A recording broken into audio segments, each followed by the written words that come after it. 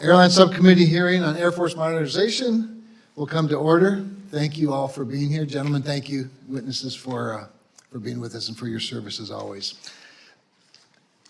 I want to start by saying how much I appreciate the work you've all done and the work that went into this budget. Putting together an Air Force budget in any circumstances is difficult, obviously, and it's particularly challenging in these days, even when we have a pretty good top-line number. But you're balancing today's threats and tomorrow's challenges, and you're doing it while the world seems to be getting more dangerous by the day and hour and week. From my perspective anyway, this is, I think, a thoughtful budget that clearly puts an emphasis on modernization. I think that's clearly the right direction. We can't deter China, support our allies, and maintain air superiority with aging equipment and good intentions.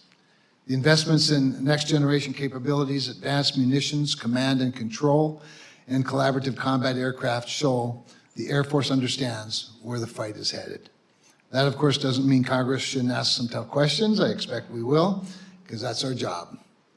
But one thing I want to hear more about today is your thinking on multi-year procurement authority for the F-35 and the F-15EX. To me, if we know these aircraft are going to be part of the force for years, we ought to look seriously at buying them smarter and more efficiently. Industry needs to know they need to have some predictability. The supplier needs predictability. Taxpayers deserve to know we're getting the best value that we can. I'm interested in hearing whether you think the conditions are right for multi-year procurement and what's standing in the way if they're not. I'm also concerned about the projected cost growth we're seeing in the KC-46 program, starting around fiscal year 2028 and beyond. The tanker fleet may not always get the headlines, but nothing works without it, right? And deterrence doesn't happen without tankers. When costs are climbing in the out years, we need to understand why, what the plan is to control it, and whether that's going to impact the number of aircraft the Air Force can ultimately afford. I also want to address the E-7 Wedgetail program that we're reading about a lot these days. We need this capability. I'm concerned that the risk of retiring AWACS aircraft faster than replacements are coming online. In a future fight, especially in the Indo-Pacific, airborne battle management will be absolutely critical. I understand the Air Force added the E-7s back into the budget late in the process, but there still appears to be some question about the funding profile going forward. I hope we can get some clarity today on whether the program is adequately resourced and how the Air Force plans to avoid a capability gap as the current fleet ages out. Also, am interested in hearing some conversation about ISR modernization. Intelligence, surveillance, and reconnaissance is not flashy, but it still is an Air Force core function.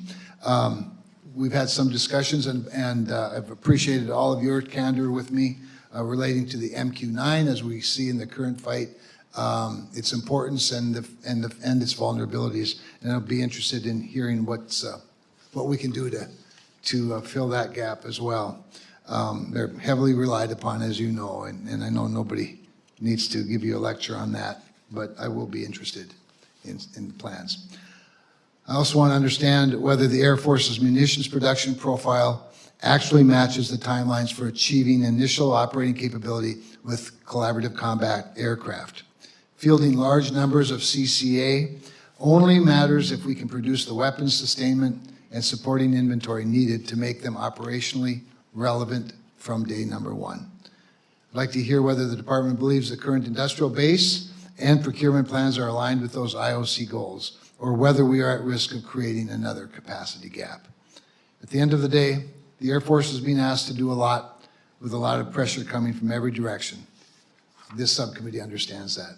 I appreciate all of you being here. I look forward to the discussion, and with that, I turn it over to Senator Kelly. Thank you, Mr. Chairman, and thank you, gentlemen, for being here. I want to join you, Mr. Chairman, in welcoming our witnesses.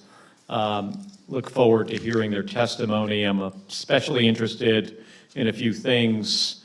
First of all, how the Air Force plans to manage its multiple modernization programs to deliver the capabilities that our Air Force warfighters need in a timely manner to defeat our most capable adversaries while also protecting and conserving to the best we can taxpayer dollars, but also being able to support combatant commander requirements. What I'd like to talk about here today is the F-35 program, B-21, KC-46 tanker, E-7 wedge tail, that will replace the AWACS. One area where I have a question on is the plan to truncate the HH-60 whiskey program after fiscal year 2023, which would leave the Air Force roughly 25% short of its original plan to modernize the CSAR fleet of aircraft. Want to hear how reducing the inventory objective for these forces are going to affect the Air Force's ability to do combat search and rescue in future conflicts. We recently saw the value of that in Iran. We also need to understand why it makes sense to divert 26 of these HH-60 whiskeys from CSAR to another task. Overall, these investments must yield the capabilities we're going to need to compete in future conflicts. We've got issues with, hypersonic missiles, long-range air-to-air missiles, just new systems that provide a range of different challenges. And new systems for us coming online like the F-47, B-21. But we also can't ignore our need to recap other capabilities that give our force a competitive edge, like our tanker fleet.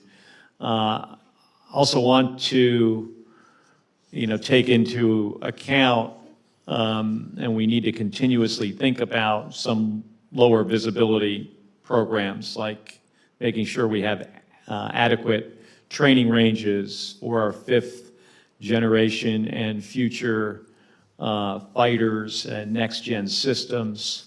I understand, and I get it, our witnesses here today face huge challenges as they strive to balance supporting ongoing operations and sustaining readiness with the need to modernize and keep a technological edge over our adversaries that are going to be critical to winning future fights.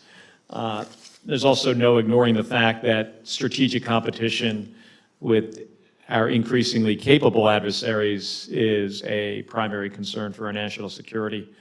Number of other issues I think we need to discuss, but in the interest of time here, we'll go to back to Mr. Chairman for the question.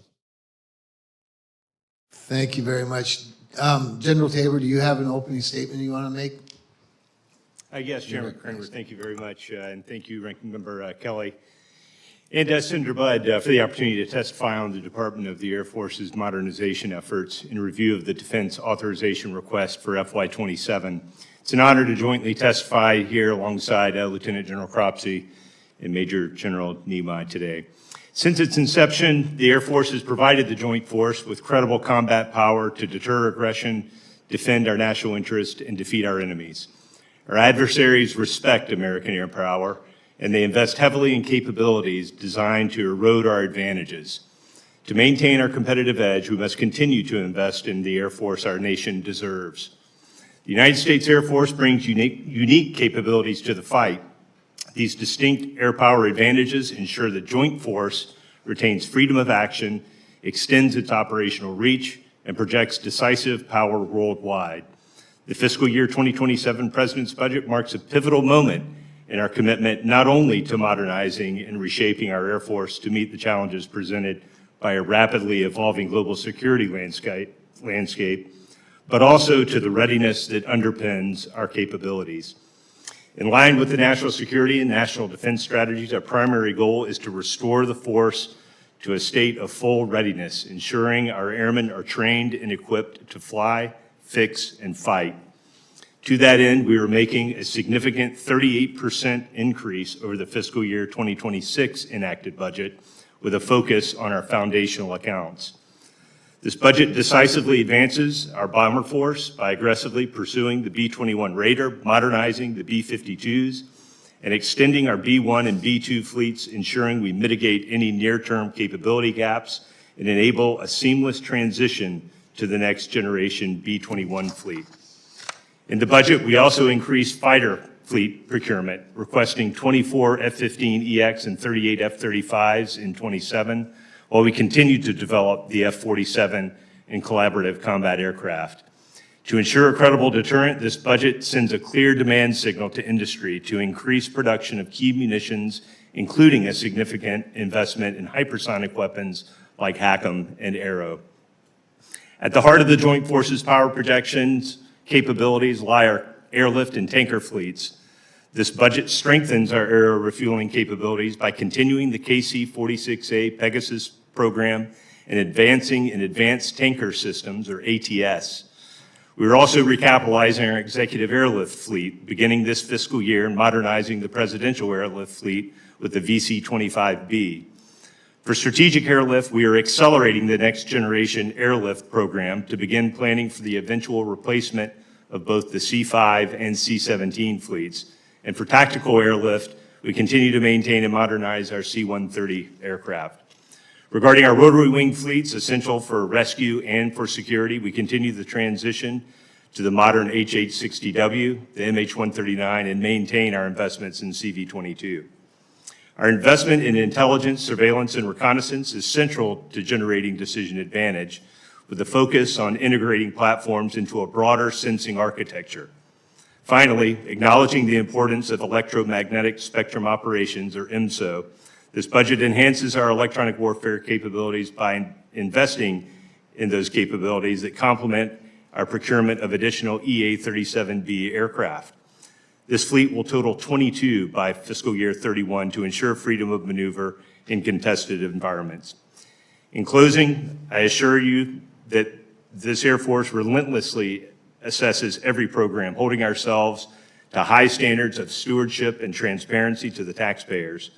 We are realizing efficiencies by divesting older, less capable platforms so we can forge the modernized, combat-credible force of the future. The Joint Force and nation have been clear. The United States Air Force is essential to deter and, if necessary, defeat our most consequential adversaries. Through our efforts this past year, I can confidently say that the world's preeminent air power is postured to effectively meet the rising call to defend the homeland, deter or defeat our adversaries, and set conditions to achieve national objectives. Thank you for the opportunity to speak to you today, and I look forward to your questions. Thank you, General Tabor. General Crops, you recognized. Chairman Kramer, Ranking Member Kelly, and Senator Budd, thank you for having us today to provide testimony on the Department of the Air Force's modernization efforts.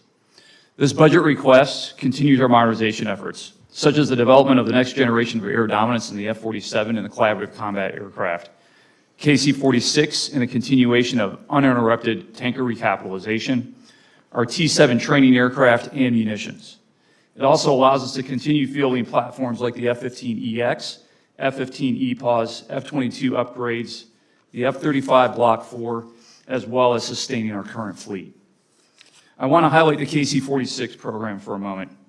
From Operation Absolute Resolve to Operation Epic Fury, the KC-46 has been in the fight over the last several months and has proven to be a critical enabler of joint operations therein.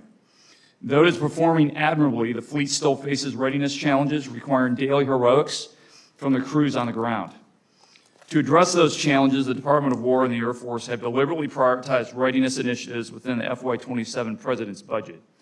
Those efforts initiate reliability improvements, additional sparing, and other supportability projects. In parallel, the Air Force and Boeing have embarked on a KC-46 Readiness Improvement Initiative, which repurposes 5 early build aircraft for near-term readiness improvements, streamlines and accelerates retrofits for 2 of the remaining Category 1 deficiency programs, and puts focused effort on the fleet's primary readiness detractors. The combination of these initiatives is expected to provide a near-term availability boost of approximately 6% and provide a long-term aircraft availability increase of over 20% by 2030. The Air Force is also moving rapidly to implement the Secretary of War's acquisition transformation imperatives. We appreciate the authorities provided by Congress in the FY26 NDAA and continued partnership as we work to transform acquisitions into a true warfighting function. Our focus is on mission outcomes, with the guiding principles of ensuring every portfolio acquisition executive, or PAE, has the three things they need to succeed: authority, talent, and resources. The Air Force has taken a phased approach on PAEs with an initial rollout of 5 portfolios that represent a cross-section of our most critical mission areas to pioneer and mature this new framework. We are already seeing successes. For example, on the authorities front, we've examined over 200 contracting authorities for areas to delegate. As a result, over 80% of unrestricted contracting authorities have been delegated to the PAE level, and 100% of business and clearance authority now sit with the PAE. The strategic impact of this decentralized approach was recently demonstrated when the F-16 program office safeguarded vital flight test operations at Eglin Air Force Base. Facing a potential disruption, the team utilized their newly delegated authorities to process a required government flight representative redelegation in under 24 hours. Historically, this multi-tiered coordination consumed up to 30 days. By collapsing this timeline, the F-16 team bypassed severe schedule degradation and ensured uninterrupted capability maturation. Talent. Now more than ever, the acquisition enterprise requires a highly specialized and agile workforce to ensure PAEs have the talent they need to translate significant budget investments into capabilities. Due to recent DoW policy changes on manpower and the use of direct hiring authorities, PAE Weapons was able to bypass traditional protracted civilian hiring constraints to successfully onboard 69 critical acquisition professionals. Furthermore, these authorities have enabled PAE Weapons team to maintain a robust and agile talent pipeline. For example, they are currently processing active personnel actions, executing rapid manpower realignments, and utilizing targeted incentive packages at speeds not seen before. And finally, resources. We are examining ways to empower PAEs with the ability to make active trade-offs between acquisition and operational risk. Reforms to the resourcing process, including a realignment of and reduction in budget line items, are critical to enable those trade-offs.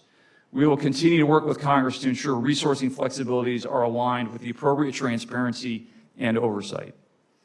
Thank you again for the opportunity to testify. We look forward to working with Congress, industry, and our communities that support us to ensure that we maintain the necessary military advantage to secure our national vital interests and support our allies and partners. Thank you for your steadfast support and partnership to deliver the needed capabilities for the Air Force. Thank you, General Cropsey. General Nimai, you're recognized for your opening statement. Chairman Kramer, Ranking Member Kelly, Senator Budd, thank you for the opportunity to appear before you today to discuss Air Force modernization. Your continued support is essential, ensuring our airmen remain equipped to deter and, if necessary, defeat our nation's adversaries. Today, our historical advantages are being actively challenged by peer competitors and rapid technological disruption on a scale we've not faced in decades. Our competitors are adapting quickly, fielding forces designed to disrupt how we have historically projected power and generated combat effects. To keep pace, the Air Force must change not only what we field, but how we decide what to field. We cannot compete by simply scaling capacity for capabilities that have served us well in the past. We must generate combat power differently through integrated systems that combine long-range effects, novel capabilities, and affordable mass to successfully operate in highly contested environments. To do that, the Air Force has taken steps to strengthen how we approach modernization. By reorganizing the Headquarters Air Force, A57, and incorporating the work of Integrated Capabilities Command, we have consolidated our efforts into a single office that coordinates and synchronizes modernization across the Air Force. The Deputy Chief of Staff responsible for leading this organization will also serve as the Air Force's Chief Modernization Officer, responsible for integrating force design, requirements, and investment priorities across the enterprise. This effort is focused on one outcome: identifying tomorrow's highest priority gaps and ensuring they are resourced. Central to this approach is a shift away from evaluating platforms in isolation. Instead, we will assess how the Air Force generates combat power as an integrated system, assessing and prioritizing individual capabilities according to their role in the larger system. Since 2024, the provisional work of Integrated Capabilities Command helped lay the groundwork for how we prioritize modernization investments, an approach that directly shaped the FY27 budget. Moving forward, we have institutionalized this function within A57 for FY28 and beyond. I believe you will see the impact of this approach in future budgets that are more consistently aligned with strategy, requirements, and resourcing. Whether the budget grows or not in future years, this framework will enable the Air Force to more consistently and holistically explain its modernization approach to Congress. It will also allow us to more effectively manage our finite resources as we balance today's readiness with modernization investments that underwrite tomorrow's readiness. Thank you again for the opportunity to testify, and I look forward to your questions. Thank you, General Nimoy. Well said, all three of you. So I'm going to open up the questioning by going to something I brought up in my opening statement, and that is ISR. Now, General Tabor, you did reference it as part of a broader sense of operations, I think, or something to that effect. But I want to talk about the MQ-9 specifically. It's, you know, I'm reading all about it every day pretty regularly, along with Bacon, E7, and other legacy systems. It seems to me the MQ-9, I think that as of 2 years ago, the requirement was, you know, 189 had to be the number, the floor. We see a fairly major attrition rate in this current conflict, and yet it's very necessary, not only in this conflict, but, you know, in other places, as we know. Can you, in this environment, give me at least as much as you can in terms of what the plan is going forward? We've heard different things from different people. I think you guys are three of the most thoughtful people I've ever heard talk on this topic. So you can give me a sense of the plan going forward that gives both me comfort and the country comfort, and more importantly, the combatant commanders some comfort. Maybe start with you, General Tabor. And I thank you really for all of your efforts in this regard for me.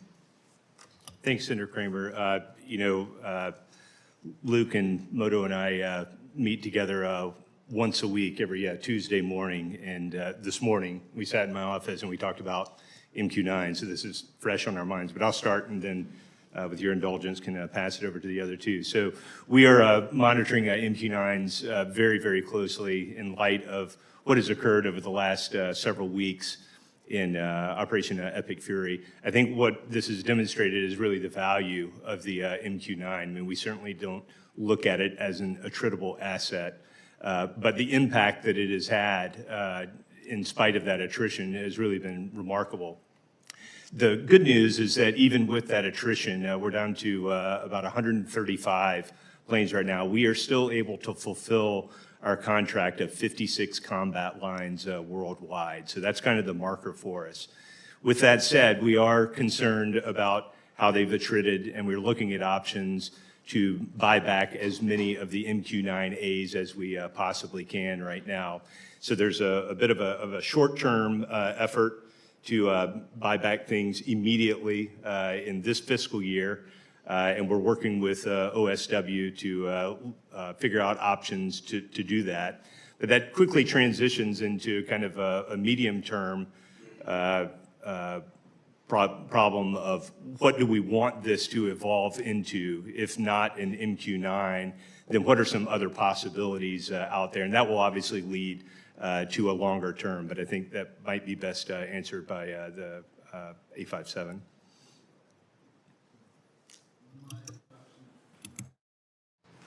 So as we go forward, we think there's an opportunity because we stabilized the numbers and we have enough to meet the immediate requirement. We were very successful with the CCA program in communicating to industry the types of attributes that we wanted, canvassing for a number of companies, ultimately down selecting, and now 2 of those are delivering prototypes that we're testing. We'd like to do a similar thing with the platform that will follow MQ-9. I signed out the requirements document for this just yesterday.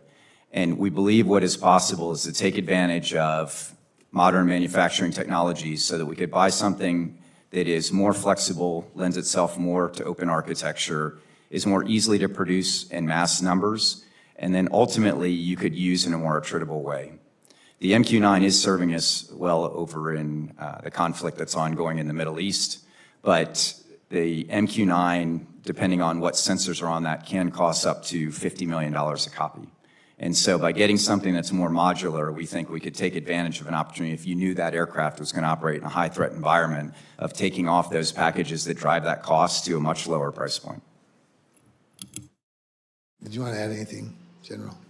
Sure. The only thing I'd add is our ISR and SOF team put out a request for information about a month ago. And the results for that literally just came back this week. And they had over 50 responses to that. So to General Nemai's point, there is I think a burgeoning interest across the broader defense industrial base on what comes next. And I think we have enough interest to really get some, I think, interesting proposals back. It does seem like a ripe environment for the next innovator. Thank you, Senator Kelly. Thank you, Mr. Chairman. I think with Midnight Hammer and the operations in Iran, we've seen the capability of the F-35, ability to get over a target and get weapons on target. And about a couple of years ago, I flew an F-16 against an F-35, and once we hit the merge, wasn't that impressive. Before that, the thing was invisible. I mean, it was quite something to not see. And you see the value in having this platform. My understanding is TR3, there's over 100 airplanes that have Tech Refresh 3 in them, but the software is still, some of the software is delayed. Would you consider, I'm not sure even who the question should be directed to, would you consider those airplanes, ready to fly, and have any of them seen combat, the ones that have Tech Refresh 3? So I've flown the F-35 with the TR3 software. It's, Senator, not currently combat coded because of the developmental issues that we're working through. So the aircraft that are currently deployed are not using that software. They're using an older software that is fully combat capable. I'm confident that we will get there on TR3. I have a long experience with the F-35 program, and I think I share some of the members' frustration. But we continue to make the program better. It will be the backbone of the U.S. Air Force and many other Air Forces fighter fleet for many years to come. We look carefully toward the future and assess the trends and where they're going and make sure that the upgrades like Block 4 are going to bring the capabilities that will keep it relevant in the future. And any timeline for when we're going to see a Block 4 airplane? I don't have the timeline specifics. It is still several years away. Block 4, as I think you're aware, has slipped considerably over the years. One of the challenges that we have from a modernization perspective, and I would say the F-35 is one of the more difficult programs in this regard. The bigger and more complex the upgrade, the more difficult it is to update it.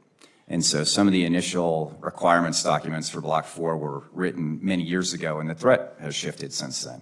And so one of the things that the Air Force grapples with is how do we balance the tension between freezing the requirements, which helps us to move more quickly in field capability, but at the same time being responsive as the threat environment changes. And that'll be a big part of my responsibilities in the A57, Senator. Yeah, I think for a complicated weapon system like the F-35, it's hard to have a innovation cycle. I mean, first of all, for us, our innovation cycle is really long to begin with. It's not like, what the Ukrainians can do in a drone factory every 2 weeks. They can make changes and get them incorporated. I get that. Back to TR3, though, when do you think we will have the combat encoded software available? Because we have about 150 airplanes that, I guess we could use them for training, but we can't send them to do their jobs. Senator, I'd like to take that question for the record. I'm working now on the requirements side, and I've been away from that for about a year now. My sense is it's months, not years, but let me take that and get you the right answer. And then a quick update on APG-85 and also the engine core upgrade. When would we expect to see those? So I'd like to turn it over to my acquisition counterpart to address the specifics, but as far as I know, both of those are on track. We have had some growth issues with the APG-85, but I believe that we will get there, Senator. Okay. General? Yes, sir. So I think all of those TR3 related capabilities that are needed to get to fully combat coded aircraft are actively being worked by the JPO and Lieutenant General Masiello. There are a number of additional capabilities on that upgrade that we can't really go into here, but to General Nemai's point, I'm happy to also take the specifics on each of those capabilities that need to get upgraded into TR3 for that combat coded aircraft to be viable, and get back to you with those details. And then how about on the engine core upgrade? Yes, sir. Same thing. I can take that as well and get you those details. Any concern of yours, unit cost? I mean, the unit cost on F-35 has come down significantly over the years, but that's, often largely because we've been selling them to a lot of our international partners. Have you had to make any calculations on unit cost for us now as we add planes to the fleet based on some of our allies starting to, seems to me they're going to possibly walk away from the program? Not entirely, but there's been some discussion about smaller buys by some of our allies. Is that going to have an effect on us? So that's something that we've kind of, as we go into each program cycle, developing 27, and as we're starting to develop 28, we've worked very closely with the JPO to kind of get a sense for where all of the procurements are, to that very reason, to understand kind of what the per unit price is going to be. We don't see a lot of variation right now in the FMS sales, so we're not anticipating wild swings. As you said, rightfully, the prices are coming down gradually, but it is something that we keep in the cross check as we look at the next year's programming. All right, thank you. Thank you. Senator Budd. Thank you, Chairman. Thank the ranking member, and thank you all for being here today. General Nemai, congrats on your nomination to be the Air Force first Chief Modernization Officer. That's incredibly important. So I want to hear your thoughts on low-cost alternatives to complement the CCA, or the Collaborative Combat Aircraft Increment 1, that we might be able to pursue. For instance, I was at DARPA earlier this week, and I learned about their long shot program. So what are your thoughts on this low-cost CCA alternative like this? Just to be clear, you're asking specifically about long shot or CCA more broadly, Senator? Both. If you would talk, where are we on that, and what do you think about the long shot? Is that a good alternative? Right. For the CCA more broadly, I have a lot of experience with that program. My prior job was out at Nellis Air Force Base, where we're standing up the Experimental Operations Unit. And I'm very enthusiastic about the opportunities of the future for CCA-type aircraft. It's one of the primary platforms that we will use to explore practical use for AI. So initially, we'll employ that platform sort of under the supervision of an F-22 pilot tethered, but we intentionally put a beyond line of sight radio into that platform so that we can explore other opportunities in the future. I was fortunate to be involved in some of the early test work in the F-22, and I think that in some ways this will be very similar. There's no doubt in my mind that we'll find some disappointments and nasty surprises, but we're also going to discover some opportunities as we fly the aircraft in an operationally representative environment in the Nellis ranges. And so I look forward to that in the next few years. I would also add that there are adversaries that are working very aggressively to field their own autonomous CCA-like capabilities. And I don't think we can predict when this will happen, but I think most of us, based on what we've seen from artificial intelligence, would assess that there will come a point where a robot fighter is better than a man fighter. And I say this as a person who identified and grew up professionally in the fighter pilot community. The question is, when will that happen? And I think it would be a tragic shame if the United States didn't have a better answer if we were facing robot fighters that were better than our man fighters. So for all these reasons, I'm very bullish on CCAs, but it's going to take decades to develop. With regard to Longshot, I am familiar with that program. DARPA works on DARPA hard problems, and that's certainly one of them. It's one of the programs that we're looking at closely for the potential to transfer. The details are classified. There are some things that I would, some modest changes that I would do to that program that I think would make it more operationally useful to us, and I'd be happy to discuss them in a classified setting with you, sir. I look forward to that conversation. Thank you. General Tabor, good to see you again. So I saw in the Air Force budget that you'd like to procure 36 F-15EXs in fiscal year 2030. But right now, I don't think Boeing can do that with just one production line. So I've also heard about doing a digital twin of the back half of the aircraft. I think the front is digitized on the EX. But what's your assessment of how we could build out more production, and what can we do in the Senate here or in Congress in general to help? Senator Budd, we are very interested in increasing F-15EX production, starting at 24 and 27, and as you said, ramping up to 36 by the end of the FYDP. Right now, there is a multi-year procurement negotiation going on in conjunction with OSW and Boeing to look at options to accelerate that as quickly as possible. And we're getting feedback that that's going fairly well. I don't have any specific timelines right now, but we are hopeful that we can get to that 24 per year as rapidly as possible. Is digital twin helpful? Certainly, digital twin would be very helpful. As you may know, the back half of the F-15 is built just like they did 30 years ago, which is a little bit amazing, but that's where they are. If you could at least get that digitized, even as the plans, it would accelerate things rapidly. Of course, there's costs associated with doing that, and I think that's some of the negotiation that's going on in that multi-year procurement. Yeah, thank you for that. General Tabor, you're looking at the budget documents, the projected cost per aircraft for the KC-46 seems like it steps up a good bit from 27 to 28, jumping 60% from $235 million a unit to $334 per tail. For the same capability being delivered in 2027. So what's the drivers of this step up in cost? Senator, I think that the biggest thing to recognize is that the current production of aircraft that we're buying are perhaps the cheapest tankers that we are ever going to buy.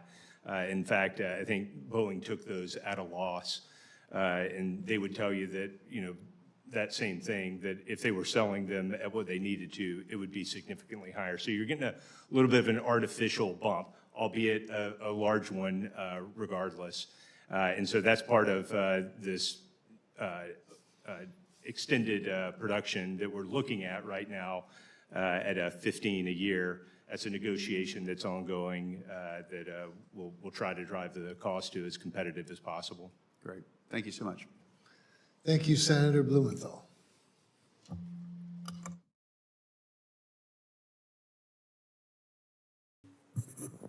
Thank you.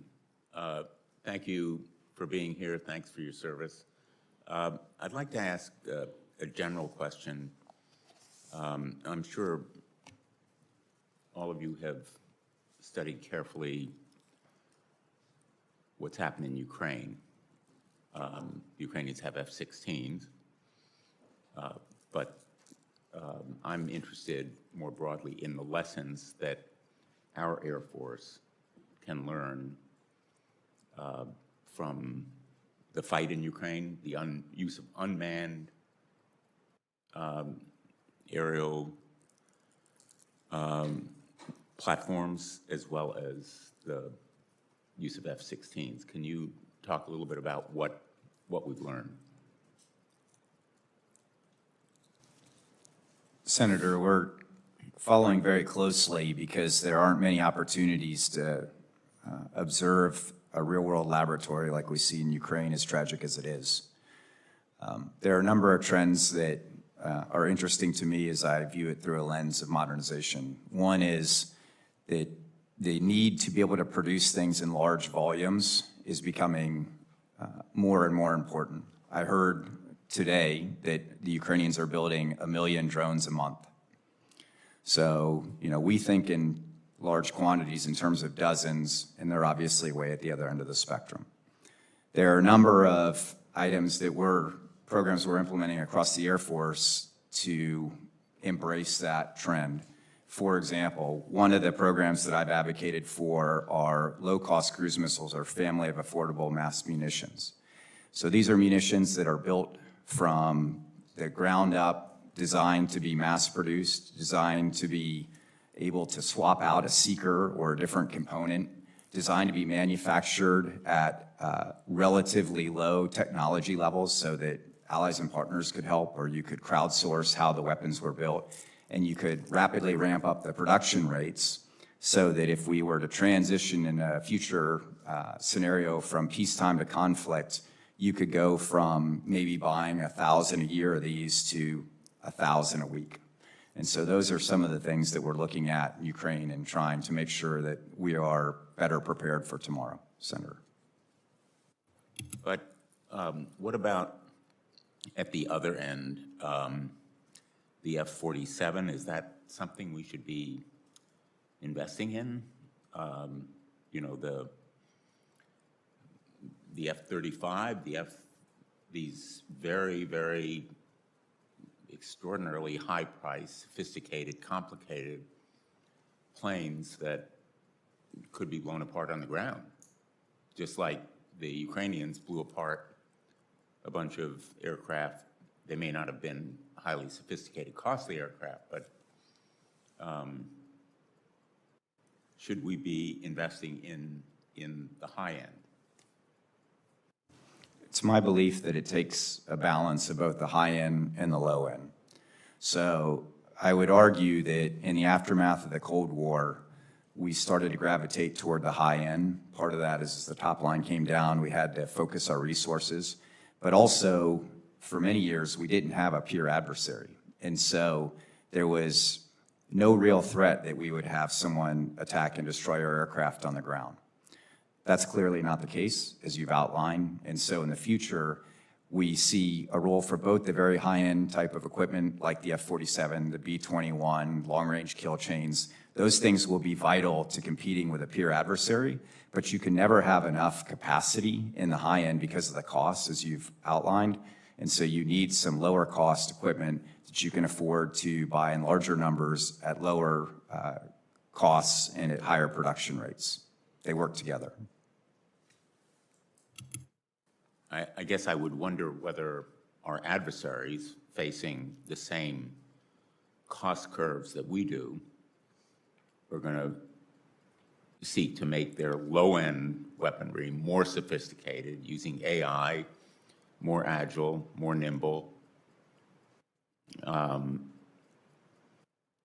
whether they will simply say, okay, we'll let the United States have that sphere, but they're not going to be able to produce enough of the F-35s or F-47s to counter our literally thousands or millions of swarms of drones that will attack those planes, because they have to land somewhere sometime.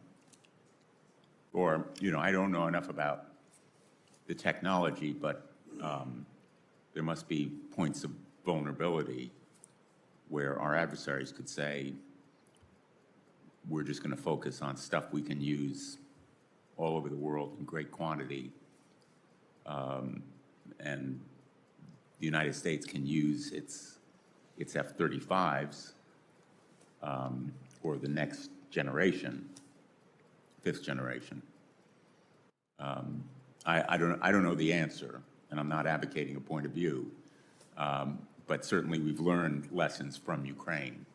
And I know everybody now is talking about producing more of the low-cost stuff. That's the vogue now. But there probably is a smart way to do it and a less smart way to do it, and that's what I'm asking about. Senator, you've given me a lot to unpack in that. A couple of thoughts. I absolutely agree with you that United States historical strength has not been mass production of relatively inexpensive objects. I think there are some trends that are changing that. We're following closely with things like additive manufacturing, robotics, other things that we think could drive down that cost. We're incorporating that into some of the programs like the CCA production, the plant that Anduril's built, some other examples of that, so that we can start to get closer to that through those modern technologies. All the things that you described in terms of the threats that could face us are the things that keep me up at night, and it's my job to consider all those and then look across the portfolio and make a recommendation in terms of what are the wisest investments in order to maximize the probability that we'll be able to fulfill the nation's requirements as the United States Air Force going forward and minimize our vulnerabilities. Thank you. Thank you for that. Senator, in general, we want you to sleep well every night, just so you know. So tell us how to be helpful. I'm gonna stay in the unmanned systems world for a while, since that's what I'm most familiar with, and in fact with ISR, and ask you a little bit about the RQ-4. If it were up to the previous Air Force leadership in the previous administration, we'd have none right now. I know that the RQ-4s continue to play a pretty critical role in Operation Epic Fury as well as others. What's the plan going forward for that platform as we talk about avoiding the gaps? You know, what are there, 9 of them that we're flying now? I don't know how many more there are that could be flyable, but if anybody has information that we can share here, that it'd be interesting to me. Senator Kramer, I'll at least start on that. You're right. There are just a handful of those available to us right now. It is our eventual plan to retire those.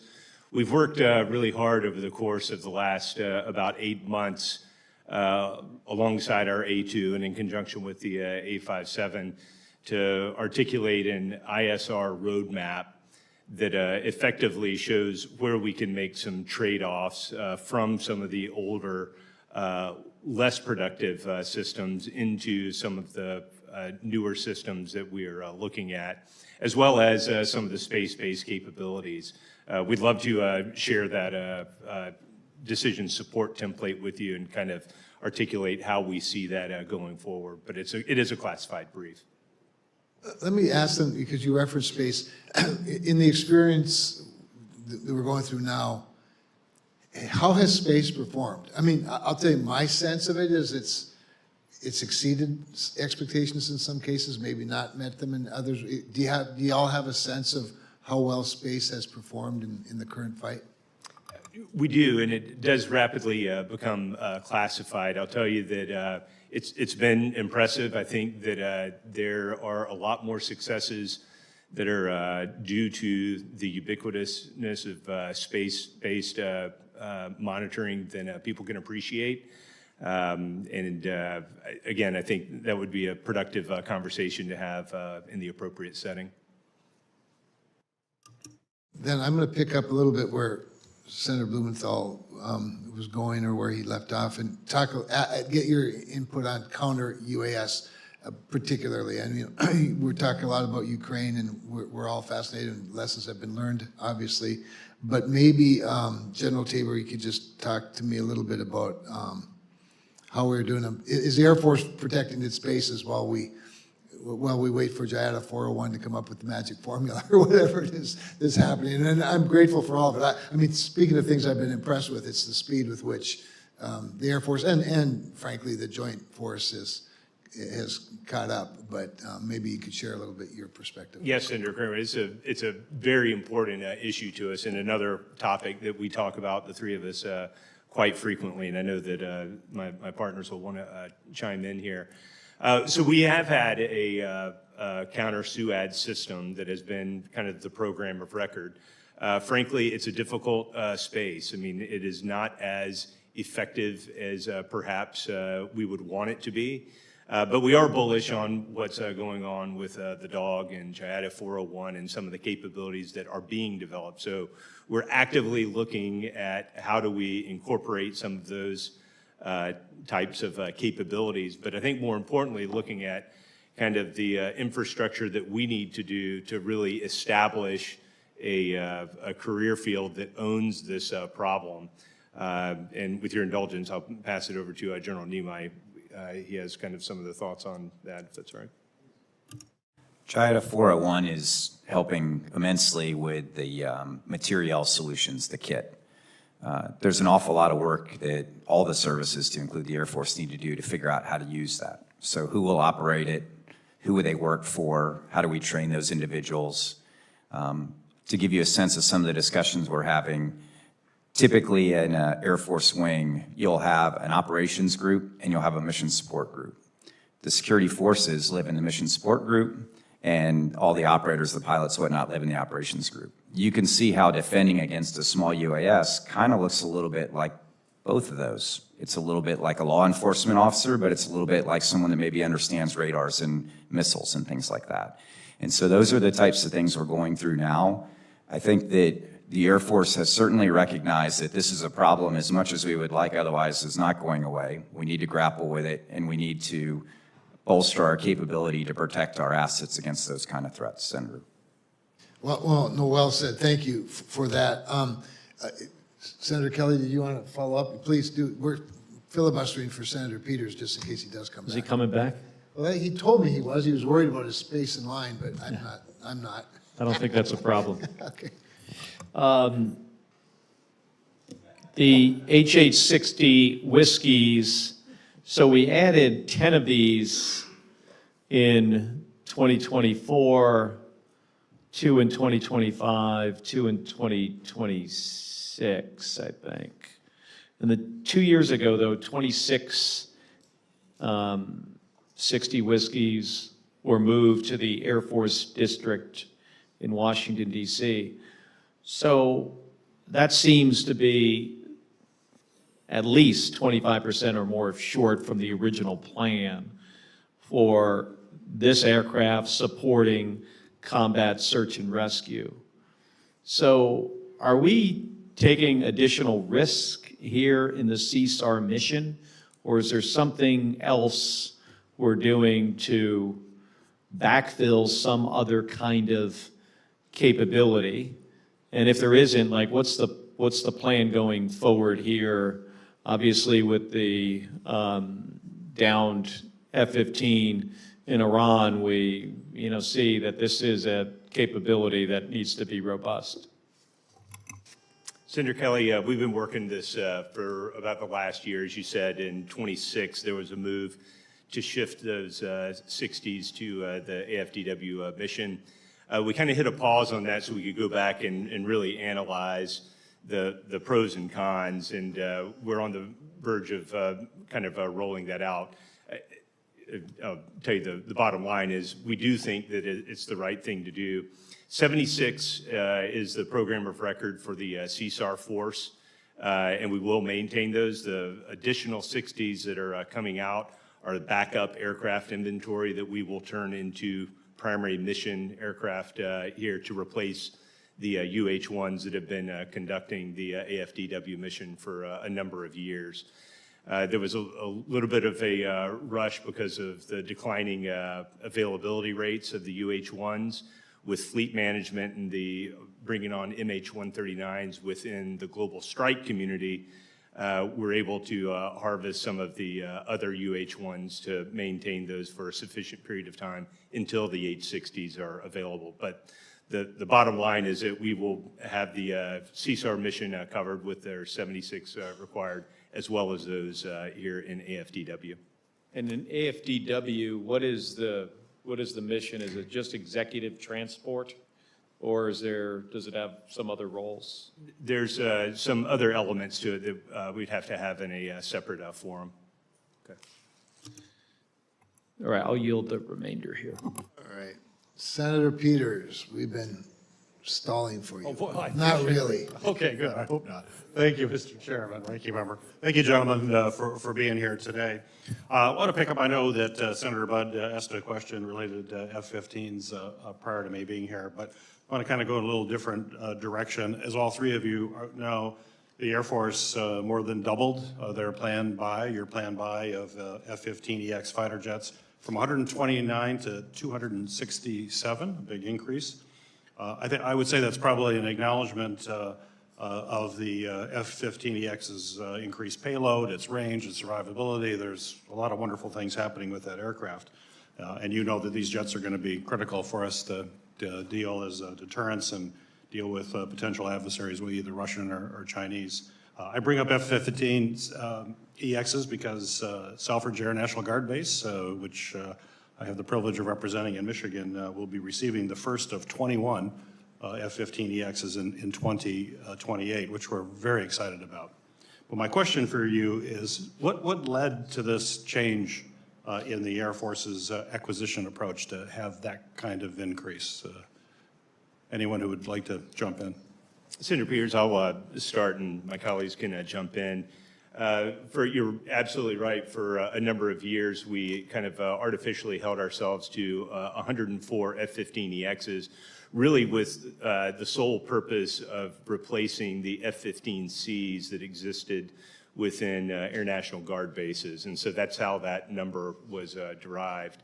As we encountered some slowdowns in deliveries of F-35s due to the previously discussed TR-3 and Block 4 upgrade issues, it became apparent to us that we needed another fighter capacity.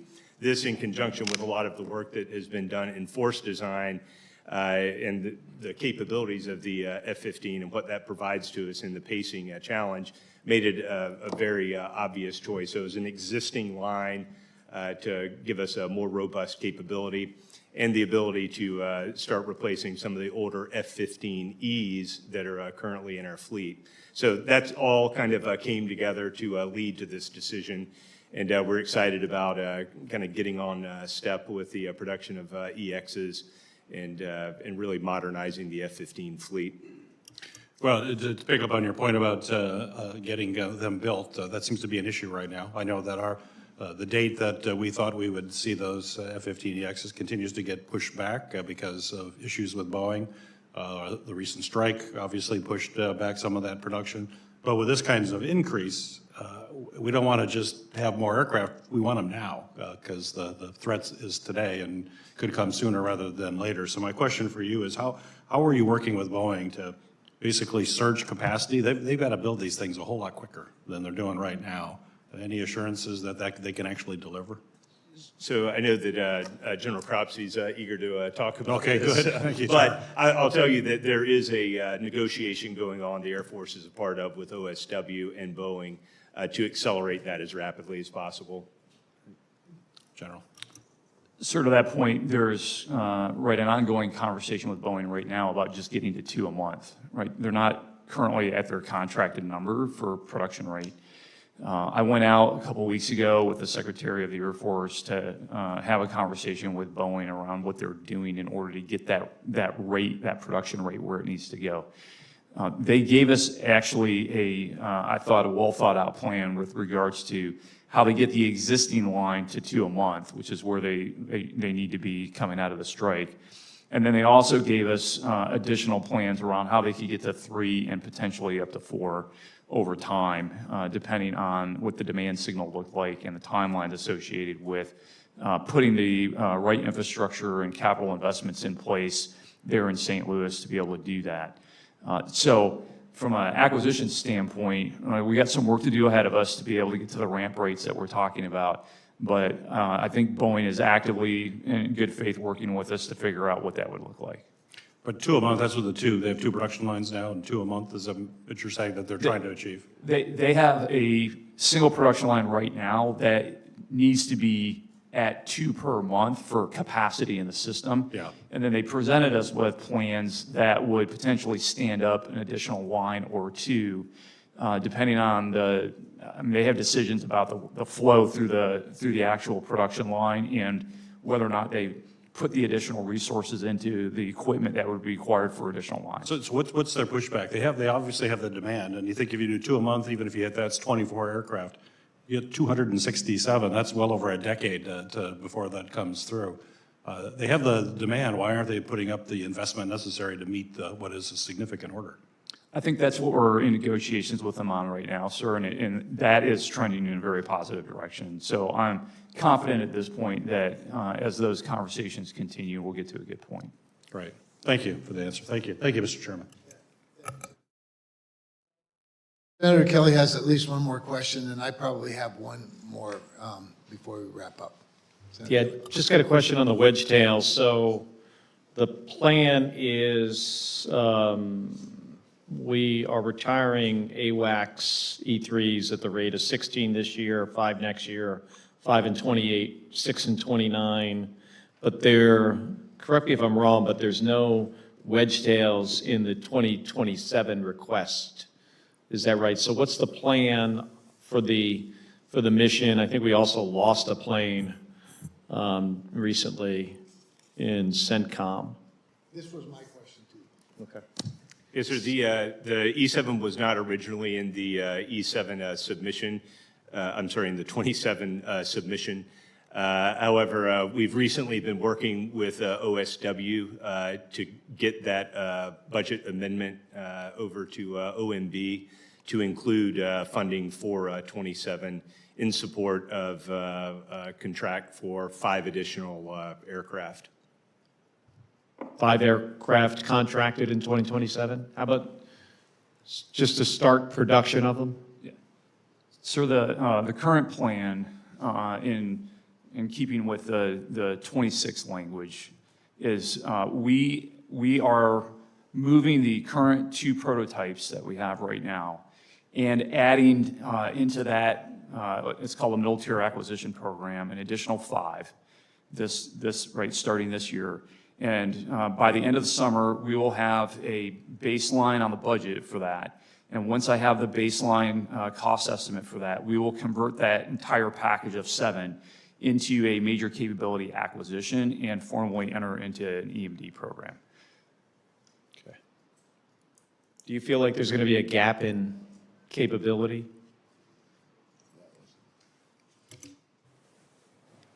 Senator, I was privileged to lead the 3rd Wing, which has 2 AWACS aircraft assigned to it up in Alaska. And time and again, I watched airmen toil away at 3 o'clock in the morning to make that aircraft ready. And you can imagine how disappointed they were, no matter how many checks they did, and no matter how hard they worked, there was a very good chance that aircraft would break when it started. The E3s are very old, and I am most concerned about the reliability, and there's nothing we can do to make that platform reliable. So I personally am less concerned maybe than others about the divestment of the E3, because the capability is not what it might seem. What was the FMC rate for it?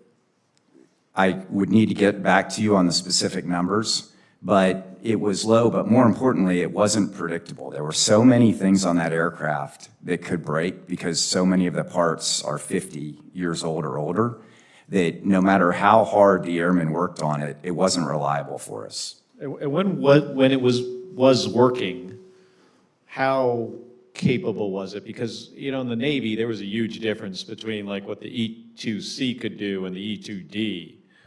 You know, E2C was rather, I don't want to insult anybody here, but I think it's a similar. was rather limited in its ability to do its job. And when we got the new radar on the E2 with the D model, it was like, that's what we always needed. Right. I think it's a similar dynamic between the E3 and the E7. I have flown on both those aircraft and seen how the radar performs, and it is night and day. And I would also say, stepping back to the chairman's question earlier, the capabilities that are happening in space are far exceeding our expectations. And I would welcome the opportunity in a different forum to tell you exactly why I feel that way, but I think that's important for me to say. Yeah, understand. Well, excellent. Thank you, all 3 of you gentlemen, for being here, for your service to our country, and for your service to us. You're good partners, and we appreciate the conversation a great deal. With that, the committee stands adjourned.